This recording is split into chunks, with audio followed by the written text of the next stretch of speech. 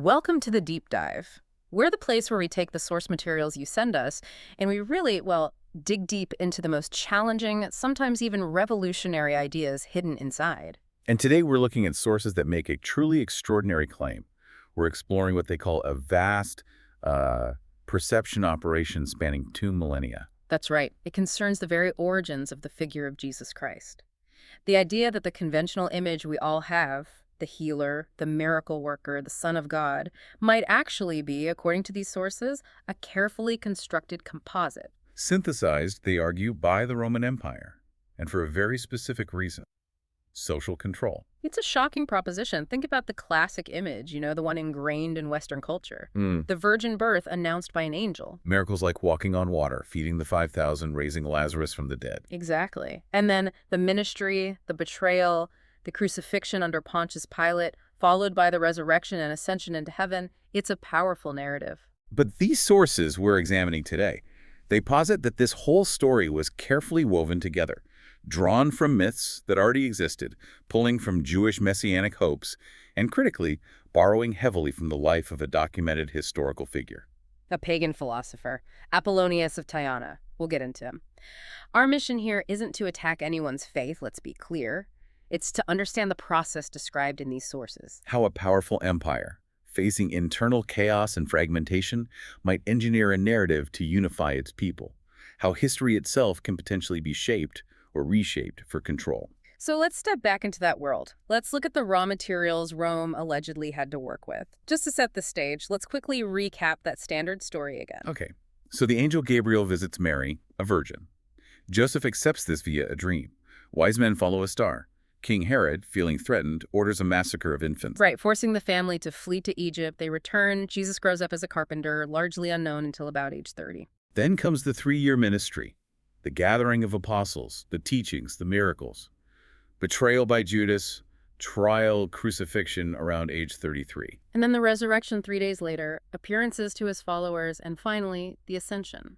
That's the framework we're working with, the story everyone knows. Now let's start peeling back the layers, according to these sources, and look at the context before this figure supposedly emerged. Okay, so the first question the sources raise is crucial. Which Jesus are we even talking about? To understand the figure allegedly created by Rome, we first need to grasp the world he was supposedly sent to. What were the expectations? Exactly. We have to look at the Jewish context, long before Roman dominance became absolute. Jewish history, as narrated in their own texts, is marked by, periods of profound instability and struggle for cohesion. Think about the Exodus story itself. After escaping Egypt, they wandered the desert for 40 years. The sources point to this recurring theme. A community often divided, struggling to maintain unified faith. You see it early on, right? The golden calf incident, almost immediately after liberation. Then their reported reluctance to actually fight for the promised land. Constant fracturing into different sects and interpretations. And the sources argue this history necessitated a really strict systems of governance, things like rigid adherence to the covenant, the sacred laws. It was about keeping the group together, preventing total fragmentation. That's a key point, because it highlights the deep-seated need for strong, unifying leadership. In the traditional narrative, after Moses dies, who leads the people into Canaan, the promised land? That would be Joshua, or Yehoshua in the original Aramaic. Precisely. And Yehoshua is revered in Jewish sources not just as a military strategist who conquered Canaan, but as a powerful political and religious leader, a unifier. And the sources emphasize something important about the term prophet back then. Joshua wasn't necessarily getting direct orders from an angel in the way later Christianity portrays prophets. He was seen as a wise man, a skilled leader, charismatic. Right. More of a revered leader, chosen for his outstanding qualities, his wisdom, his ability to guide the people, not necessarily divine in the later sense. And this distinction matters because of the name itself. The linguistic connection, Jesus, the English version, comes from the Latin Iosius, which is the equivalent of the Aramaic Yehoshua, Joshua. It's a direct link. Yeah. Now, let's jump forward in time to a major catastrophe for the Jewish people. The destruction of the kingdom of Judah, the fall of Jerusalem, and the beginning of the Babylonian captivity. The destruction of Solomon's temple, that wasn't just a military defeat, it was a theological crisis, wasn't it? Absolutely. A profound shock. It shook their faith to the core. How could God allow this? It created this deep sense of abandonment, of vulnerability. A crisis of morale, really. And the Jewish leaders exiled in Babylon, they're watching their culture, their religion, potentially dissolve. They needed something powerful to hold on to. They needed hope, a radical injection of it. And this, according to the sources we're looking at, is where a significant theological shift happens, a kind of borrowing. From the dominant culture around them in Babylon. Exactly. From the prevailing Babylonian faith, Zoroastrianism. Before the captivity, the traditional Jewish idea of a Messiah wasn't necessarily this cosmic divine savior. It was more focused on a future king, a descendant of David. Someone who would restore political independence, bring prosperity, reestablish the kingdom on earth. Right. But there wasn't a widespread belief in a figure who would conquer death itself or bring about the end of the world as we know it. That kind of apocalyptic thinking wasn't central. Until Babylon. So what did Zoroastrianism offer? It offered something far more dramatic, something tailored for a people feeling utterly crushed. It offered the concept of the Shavushant, the world's savior. And the sources point out specific features of this Zoroastrian savior figure. Yes, strikingly familiar ones. Zoroastrian texts spoke of potentially 3 saviors, but the final one, sometimes called Asvatarata, had characteristics that sound, well, very familiar today, It is. such as being miraculously born from a virgin. Okay, that's a big one. A huge one. This savior wouldn't just be a king. He'd be the ultimate hero. He would lead the forces of good against the forces of evil in a final cataclysmic battle. An apocalypse. Yes. And crucially, after this battle, he would resurrect the dead. He would completely reestablish God's holy order on earth, essentially transforming the world into paradise, into heaven. Wow. Okay, you can see the appeal. A virgin birth, a final cosmic battle, resurrection of the dead. That's a narrative tailor-made to give hope to people who feel like they've lost everything. Precisely. The sources argue that the Jewish leaders in Babylon recognized the power of this narrative. They saw it as a tool, a necessary mechanism to preserve their identity and faith during exile. So they consciously adopted these elements. They incorporated this Zoroastrian symbolism and cosmology into their own developing texts. This, the sources claim, is the origin of what we now call apocalyptic literature within Judaism. It wasn't just organic development, it was a strategic theological intervention. Designed to give ultimate hope, to prevent the religion from simply fading away under Babylonian influence. Exactly, it shifted the expectation. Now, the Messiah wasn't just a king bringing prosperity. He was a cosmic king Messiah who would save them in the most profound sense possible. Conquering enemies, yes, but also conquering death itself. So this potent expectation for a supernatural, world-altering savior figure was already deeply embedded in the Jewish cultural and religious psyche long before Jesus supposedly walked the earth. It set the stage perfectly. The longing was immense. And then, when Rome eventually came, conquered Judea, and ultimately destroyed the Second Temple in 70 AD. That despair, that desperate hope for this ultimate savior must have reached an absolute fever pitch. The environment was beyond ripe. It was practically crying out for someone or some narrative to step into that predefined, supernaturally charged role, a theological vacuum waiting to be filled. Which brings us directly onto the main stage, the Roman Empire itself. Our sources paint Rome not just as conquerors, but as, well, the ultimate masters of social engineering. Managing populations was their specialty. Their methods were sophisticated for the time and often brutal. We're talking about overwhelming military force, yes, but also advanced propaganda, intricate legal systems designed to maintain rigid class divisions, and a massive reliance on slave labor. It created a society, the sources argue, with this enormous gap, unimaginable wealth for the elite, and grinding poverty and desperation for the vast majority. A system built on extracting wealth and maintaining control at all costs. Interestingly, though, Rome, at least initially, wasn't ideologically rigid about religion. They were polytheistic themselves, but they generally tolerated other faiths. Judaism, Zoroastrianism, various Egyptian cults. As long as they didn't directly challenge Roman authority, didn't interfere with taxes, and didn't cause instability, they were mostly left alone. But this very tolerance had an unintended consequence. It created a bewildering landscape of competing beliefs. Countless sects, dozens of self-proclaimed messiahs, various philosophical schools, all flourishing and competing for followers across the empire. Religious chaos, essentially. Precisely. And that chaos eventually became a major problem for Roman stability. But before we get to how Rome dealt with that, we need to introduce the figure the sources identify as the primary historical basis for the Jesus story. Apollonius of Tyana. Apollonius, born, according to records, somewhere between 4 and 10 AD in Tyana, which is in modern-day Turkey, Anatolia. And critically, he wasn't from humble beginnings. No manger scene here. Quite the opposite. He came from a wealthy, highly cultured, influential family, part of the intellectual elite of the Greco-Roman world. And his education reflected that status. Absolutely. He studied at the prestigious Pythagorean school in Tarsus. Tarsus was a major center of learning, like Alexandria. This wasn't just reading scrolls. The sources emphasized rigorous training in philosophy, mathematics, natural sciences. And also what the sources call Hermetic philosophy and magic. Can you clarify what that meant back then? We're not talking stage magic, presumably. No, not at all. Hermeticism, in that ancient context, referred to a body of esoteric knowledge attributed to Hermes Trismegistus. It encompassed things like astrology, alchemy, metaphysics, advanced healing techniques, understanding the cosmos. Magic often meant harnessing natural forces or knowledge not understood by the general populace. Think advanced science and philosophy combined with spiritual practice. Okay, so a very deep, holistic, and frankly, elite education. Extremely. But what really sets Apollonius apart, and what the sources stress is crucial for understanding his influence, is his extensive travel, his grand tour. This contrasts sharply with the traditional Jesus narrative, right? Jesus' ministry was geographically very limited. Galilee, Jerusalem, maybe that trip to Egypt as an infant. Exactly. Apollonius, on the other hand, traveled incredibly widely, and these travels are documented. Records show him going to Persia, modern Iran, deep into India, possibly Nepal and Tibet. He was absorbing knowledge from different schools of thought, different traditions. Learning their healing methods, their philosophies, their sciences. Intense training, the sources say. Then he spent significant time in Egypt, particularly Alexandria, delving into profound philosophical questions about existence, the nature of reality, cosmic secrets. And this expensive travel, the sources argue, is the logical explanation for why his ideas, his philosophy, spread so far and wide across the huge Roman Empire. He'd actually been to these places. His reach was organic, based on direct contact and teaching in diverse regions.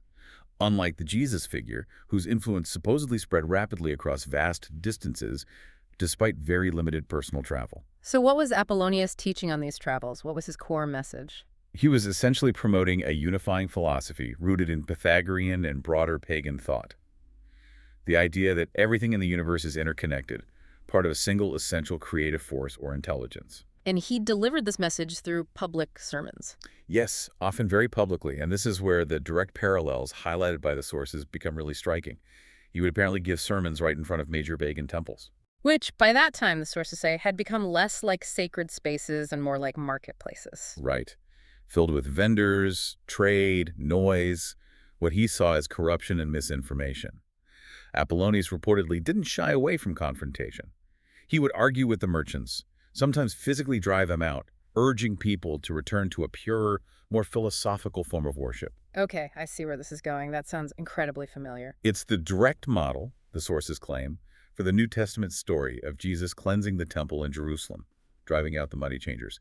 They argue it's a narrative lift, based on Apollonius's documented actions. And Apollonius was also known for performing miracles. He was widely reputed as a healer, using the advanced medical knowledge he'd gathered from the East, combined with his understanding of natural sciences and perhaps psychological techniques, his hermetic training. He was able to achieve results that seemed miraculous to ordinary people. Cures, healings, things that defied common explanation at the time. Exactly. And the sources stress that the general populace, already primed by messianic expectations and desperate for hope in a harsh world, naturally began to exaggerate his abilities.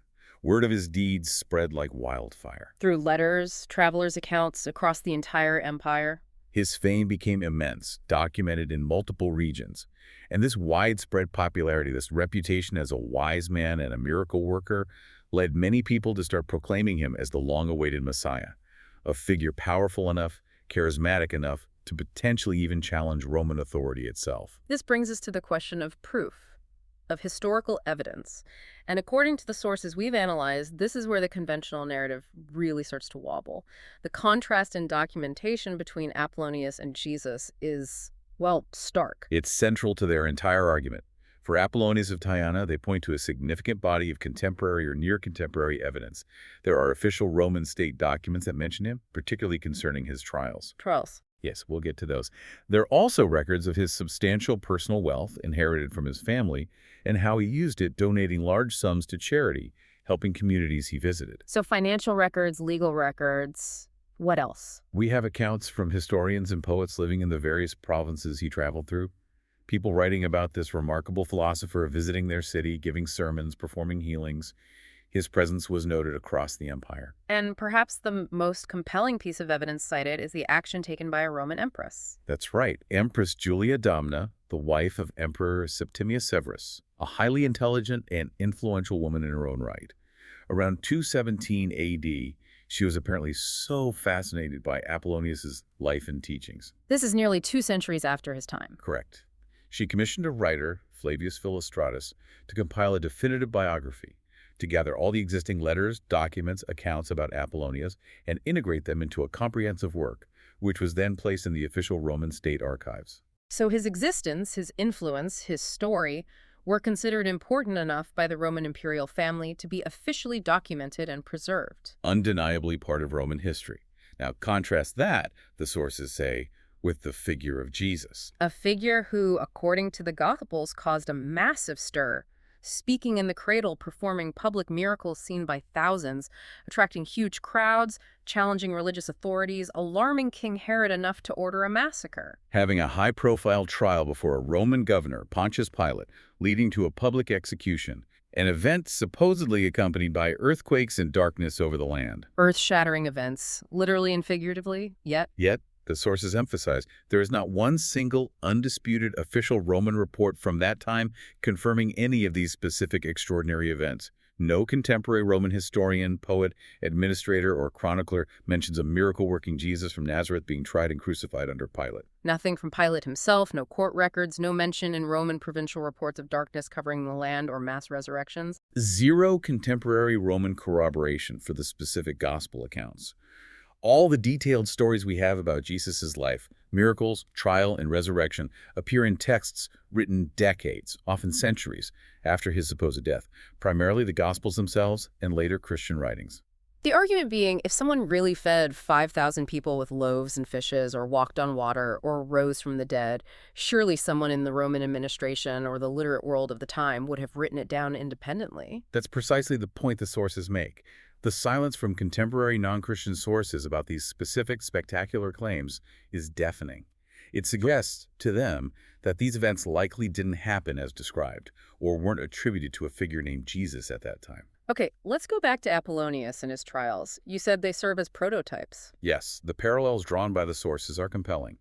His first major run-in with Roman power was during the reign of Emperor Nero. He was accused by Tigellius, one of Nero's notoriously ruthless advisors. Accused of what? Essentially of impiety and being a false god, of challenging Roman authority through his teachings and influence. He was brought to trial. And how did that play out? Dramatically, according to Philostratus' account, based on earlier sources, when Apollonius was called to defend himself, he apparently just stood in silence, gazing intently at Tigellius. He said nothing. Nothing. And Tigellius was reportedly so unnerved, so struck by Apollonius' presence, and perhaps his own fear of judging a potentially holy man, that he abruptly dropped all charges and released him. He seemed genuinely terrified. Wow. Okay, and the second trial? This one was under the Emperor Domitian, who was known for being far more autocratic and suspicious of philosophers. And this trial has an even stronger parallel to the gospel narrative, betrayal. Like Judas. Exactly. Apollonius was denounced by a man named Euphrates, who had once been a close friend and follower. Euphrates turned against him, accusing him of treasonous activities, plotting a coup against Domitian, and even of committing human sacrifice, a serious charge. How did Apollonius respond this time? He defended himself vigorously in court. He argued strongly against the charge of sacrifice, reaffirming his Pythagorean beliefs in the sanctity of all life and his opposition to killing, even the ritual animal sacrifices common in paganism. But Domitian was determined. He didn't believe him. Whether he believed him or not, he saw Apollonius as a threat. His popularity was enormous, his followers numerous. Domitian had him imprisoned, intending to make an example of him. And while he's in prison? Public belief in him skyrockets, the sources say. He becomes this symbol of resistance against tyranny, the philosopher sage unjustly persecuted. The messianic expectations around him reach fever pitch. And then comes the climax. Then comes the climax. The trial concludes. Sentence is about to be formally passed, likely execution. And at that moment, according to multiple accounts compiled by Philostratus, Apollonius vanishes. Vanishes how? Just disappears in front of the entire court. The judges, the accusers, the guards, the assembled witnesses. One moment he's there, the next he's gone. Okay, now whether that was literal magic or maybe a cleverly orchestrated escape by his followers. The sources acknowledge that ambiguity. Philostratus presents it as a miraculous event, but later interpretations suggest a possible escape. But the effect on the public was the same, regardless of the mechanism? They saw it as divine intervention, proof of his power. Exactly. It triggered what the sources call an Apollonius frenzy. Yeah. People were utterly convinced he was more than human. He was deified, seen as a true messiah, a god in human form who had defied the mighty Roman emperor and transcended earthly limitations. Statues were erected to him. Temples might have been dedicated. He achieved a kind of godhood in the eyes of many. And this dramatic public disappearance and the subsequent belief in his survival or ascension, this, the sources argue, is the historical bedrock, the foundation upon which the later stories of Jesus appearing to his disciples after the crucifixion were built. So, the post-resurrection appearances in the Gospels are seen as an adaptation of the stories already circulating about Apollonius appearing to his followers in dreams or visions after he vanished from that Roman courtroom. That's the core argument. The narrative template, the persecuted holy man, the seeming defeat by Rome, followed by a miraculous disappearance transcendence proving his divinity, was already established by Apollonius decades before the Gospels were written. Okay, so we have this backdrop. Intense Jewish messianic expectation fueled by Zoroastrian ideas and the widespread fame and deification of a historical figure, Apollonius, whose life story includes miracles, challenging authority, and a dramatic disappearance. Now, let's move forward to the 3rd and 4th centuries AD. This is a period of profound crisis for the Roman Empire. Internal strife, economic collapse, barbarian invasions. The empire is creaking, threatening to fall apart. And part of this crisis, the sources argue, was ideological. The religious chaos we mentioned earlier. Exactly. It had reached boiling point. You had the lingering, powerful Jewish messianic hopes. You had the massive empire-wide following of Apollonius' teachings and the legends surrounding him. You had countless other pagan cults, mystery religions, Gnostic sects, various interpretations of Jewish law. It was a mess. Tens, maybe hundreds of competing groups, all claiming spiritual authority, often hostile to each other and sometimes hostile to Rome itself. It was undermining social cohesion. It was becoming an existential threat to the state's ability to govern. The emperors realized they needed ideological unity to hold the empire together. Suppression hadn't worked. Which brings us to Emperor Constantine I, a pivotal figure. Absolutely. Yeah. Constantine recognized the situation was critical. In 313 AD, he makes a strategic masterstroke, the Edict of Milan. Which granted legal tolerance to Christianity. Yes, but legalization was just the first step. The problem was, what was Christianity at this point? It wasn't a single unified religion. It was still that messy collection of groups. Precisely. The term Christos, the Greek word for Messiah, meaning anointed one, was still being used fairly generically by Romans. It was a label slapped onto this whole diverse, sprawling mass of people who followed some kind of anointed leader or teacher, incorporating Jewish legends, bits of Hermetic philosophy, Gnostic ideas, and crucially, the teachings and legacy of Apollonius. So it was an umbrella term for a movement Rome didn't really control or define. Exactly. And it was uncontrollable.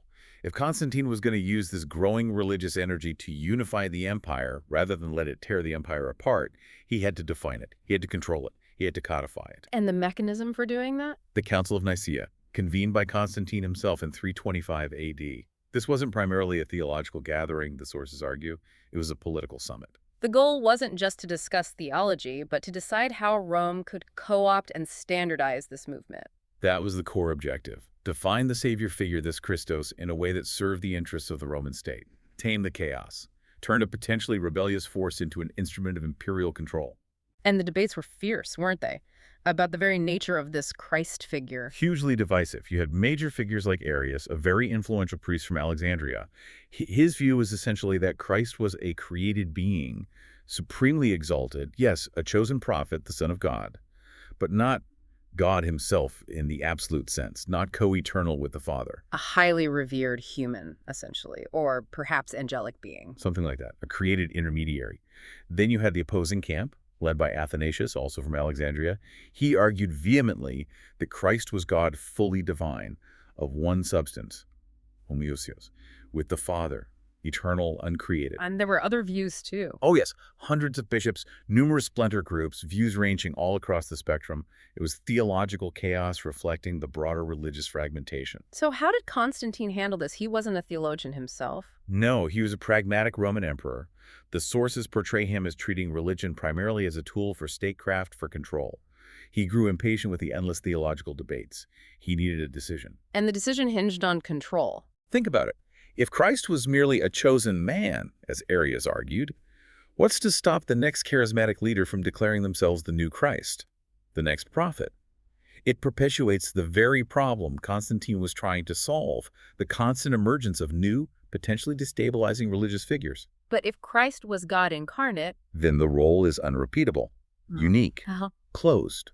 No mere human could ever claim to be God in the same way again. It centralizes divine authority in this one defined figure, a figure the state could now shape and control. So Constantine saw the political advantage in Athanasius's view. The sources argue he absolutely did. He threw his imperial weight behind Athanasius.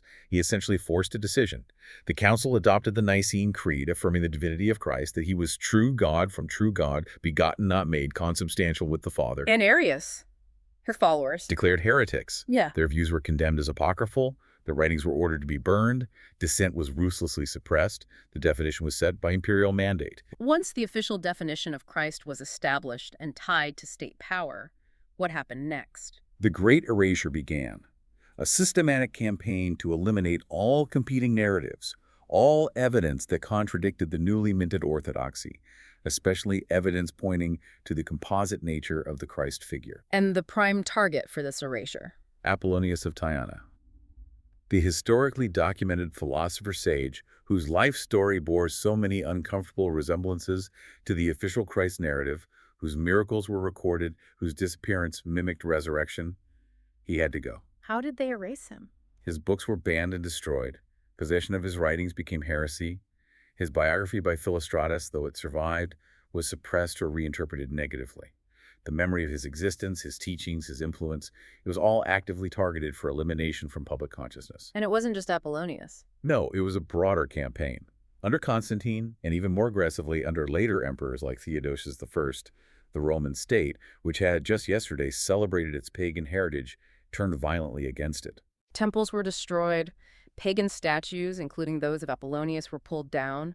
Libraries containing centuries of philosophy and alternative religious thought were put to the torch.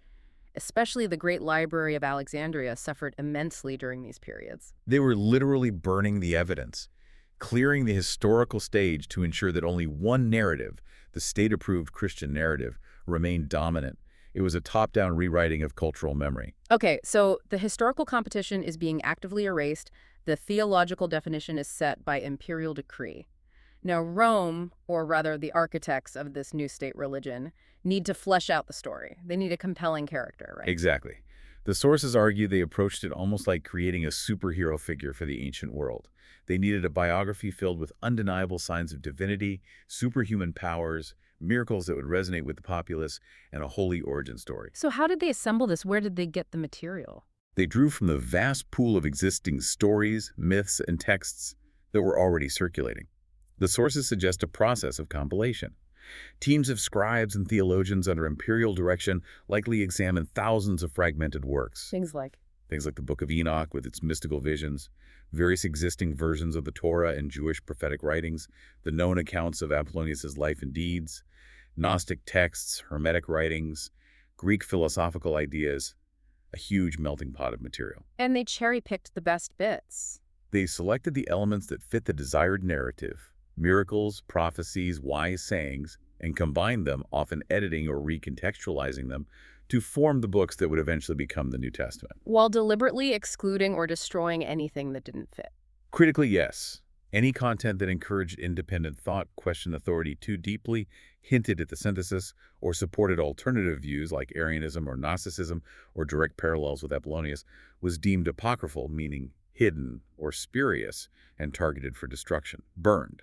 Lost to history, mostly. Let's get specific about the alleged borrowings. The sources claim wholesale plagiarism from existing myths.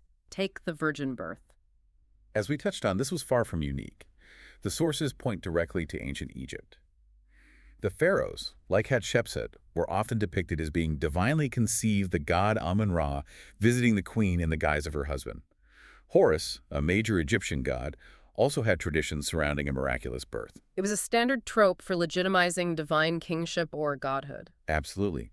And it dovetailed perfectly with the Zoroastrian concept of the virgin-born Saoshyant, which, as we discussed, had already influenced Jewish messianic expectation. So it was a readily available, powerful symbol of divine origin. What about the major holidays, Christmas and Easter? Pure appropriation, according to these sources. Christmas, December 25th.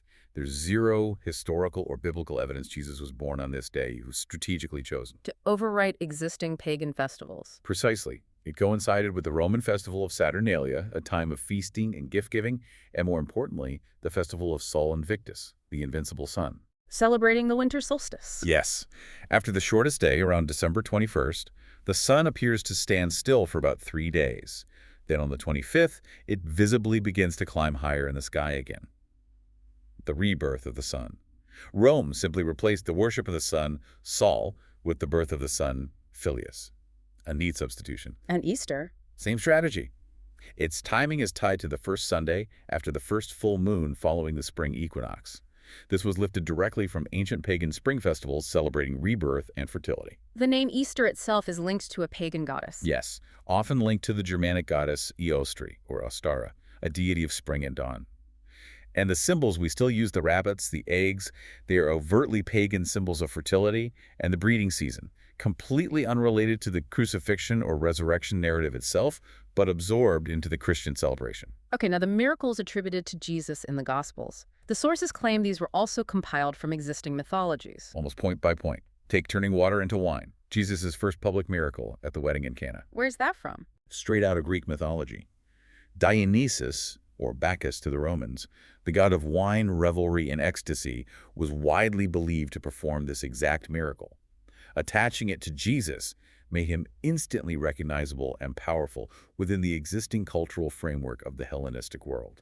What about walking on water? That feat appears in various traditions. There are accounts of Buddhist figures levitating or walking on water in Indian texts. In Greek myth, the giant Orion, son of Poseidon, could walk on the sea. It was a common motif demonstrating supernatural power over nature. Resurrecting the dead, like Lazarus. Again, a pre-existing theme. In Greek mythology, Asclepius, the god of medicine, became so skilled he could bring people back from the dead, which angered Hades. In Egypt, the story of Osiris, murdered and dismembered by his brother Set, then reassembled and resurrected by his wife Isis, was absolutely central to their religion. Resurrection wasn't a new concept. Even specific healings, like restoring sight to the blind. Also attributed to figures like Asclepius and the Egyptian god Horus, who famously had his eye restored after losing it in battle. These weren't novel events created for Jesus. They were well-known mythological greatest hits, compiled and assigned to the new savior figure. And the final act, the ascension into heaven. That mirrors the Roman concept of apotheosis, a mortal hero or emperor becoming a god after death. Hercules was said to have ascended to Olympus, and significantly, Emperor Augustus, the founder of the Roman Empire, was officially deified and believed to have ascended after his death. Claiming ascension for Jesus placed him on par with Roman heroes and gods, legitimizing him within that imperial context. The sources also point to underlying symbolism in the Jesus narrative that seems borrowed, like the number of apostles. Why 12? 12 is a deeply significant number in many ancient traditions assimilated by Rome. You have the 12 tribes of Israel in the Hebrew Bible, Tanakh. You have stories involving 12 kings or heroes, and perhaps most fundamentally, you have the 12 signs of the zodiac revolving around the central sun. Astrology was hugely important back then. Absolutely. The number 12 represented cosmic order, completeness.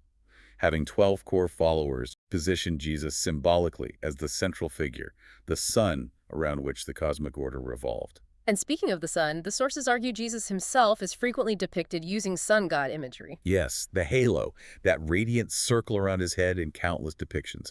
That's a direct borrowing of the sun disk symbol associated with solar deities like Ra in Egypt and Sol Invictus in Rome. It visually marks him as sacred, powerful, connected to light. And biblical verses themselves use this imagery. Frequently, Jesus calls himself the light of the world. Descriptions of the Transfiguration say his face shone like the sun. This constant association with light and the sun taps into ancient universal sun worship motifs. Finally, let's loop back to the name. The deliberate choice of Iosis Jesus, the equivalent of Yehoshua Joshua. This is a crucial piece of the puzzle, the sources argue. By using the name of one of Judaism's most revered founding figures, the prophet who led them into the Promised Land, Rome, was attempting to make this new, state-sponsored religion more palatable, more acceptable to the Jewish population itself. Trying to bridge the gap, co-opt their history. Exactly. Look at the parallels in the messaging as pointed out in the sources. The prophet Joshua promised the Israelites the physical holy land of Canaan. The Roman Jesus promises his followers a spiritual holy kingdom. Joshua demanded obedience to God's law given through Moses. Jesus is portrayed as saying he came not to abolish the law, but to fulfill it. Joshua emphasized God's presence among the people. Jesus implies he is the living embodiment of God among the people. It's presenting the new figure as the ultimate continuation and fulfillment of the old promises, using the resonance of a cherished historical name. A calculated strategy, the sources contend, to absorb and neutralize the potent Jewish messianic tradition within the new imperial religious framework. Even though ultimately most Jews rejected this claim, the attempt itself reveals the synthetic nature of the project. So, the figure is constructed, the narrative compiled from various sources, the history of competitors like Apollonius is being erased. The next logical step for Rome is enforcement. How did they ensure this new synthesized belief system took root? Through the full coercive power of the Roman state, now increasingly aligned with the bishops and patriarchs of the emerging church hierarchy, especially the papacy in Rome. This wasn't gentle persuasion. It was conversion often enforced by law and by violence. We mentioned the attacks on pagan temples and libraries. What about the people themselves? Pagans faced intense persecution. They were often killed, forcibly converted, or stripped of their rights and property. Their ancient religious rites and ceremonies were outlawed. Intellectuals who represented the old ways were targeted. Like Hypatia of Alexandria. Her murder in 415 AD by a Christian mob is cited as a notorious example. She was a brilliant Neoplatonist philosopher, mathematician, and astronomer, a symbol of pagan learning. Her brutal killing sent a chilling message. This wasn't just about changing beliefs. It was about eliminating dissent, erasing the intellectual foundations of the old world. The sources also mention Rome manipulating language itself as a tool of control. Yes, twisting the meaning of existing words to demonize the opposition. A key example is the Greek word heresis. Originally, it simply meant choice, or school of thought. It wasn't necessarily negative. It described different philosophical or religious factions. Like the different schools of Greek philosophy. Exactly. But the newly empowered church, backed by the state, redefined heresis into heresy, meaning dangerous, damnable error, deviation from the one true doctrine, a word that carried the threat of persecution and condemnation. Freedom of thought became blasphemy. And the word demon. That's another striking example. In pre-Christian Greek thought, a daemon wasn't necessarily evil. It could refer to a guiding spirit, a divine spark within a person, even one's conscience or higher self. Socrates spoke of his daimonion. A neutral or even positive term for a spiritual connection. Right. But the church systematically weaponized the word. They took daemon and transformed it into demon and evil spirit, a devil, a malevolent entity associated with the pagan gods they were trying to eradicate. It was a deliberate strategy to associate the old spiritual concepts with evil, making them terrifying and forbidden. Pure propaganda.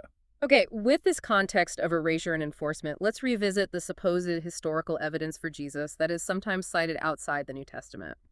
The sources we looked at are highly critical of the two main ones, Josephus and Tacitus. Very critical. Let's take Josephus first. Flavius Josephus was a first-century Jewish historian who wrote extensive histories of the Jewish people, often for a Roman audience. And he does mention Jesus. There's a famous passage called the Testimonium Flavianum. It appears in his Antiquities of the Jews. It describes Jesus as a wise man, if indeed one ought to call him a man, talks about his miracles, his followers, both Jews and Greeks, calls him the Messiah, mentions his crucifixion under Pilate, and his resurrection on the third day. Seems quite explicit. Why did the sources doubt it? Several reasons. Firstly, Josephus himself was Jewish, not Christian. It seems highly unlikely he would have genuinely declared Jesus as the Messiah in such unequivocal terms. Secondly, the passage interrupts the flow of Josephus's surrounding text. It feels tacked on. Stylistically awkward. Very. The sources describe the writing style of the Testimonium as simplistic, almost slapstick, completely different from Josephus's usual sophisticated, nuanced prose.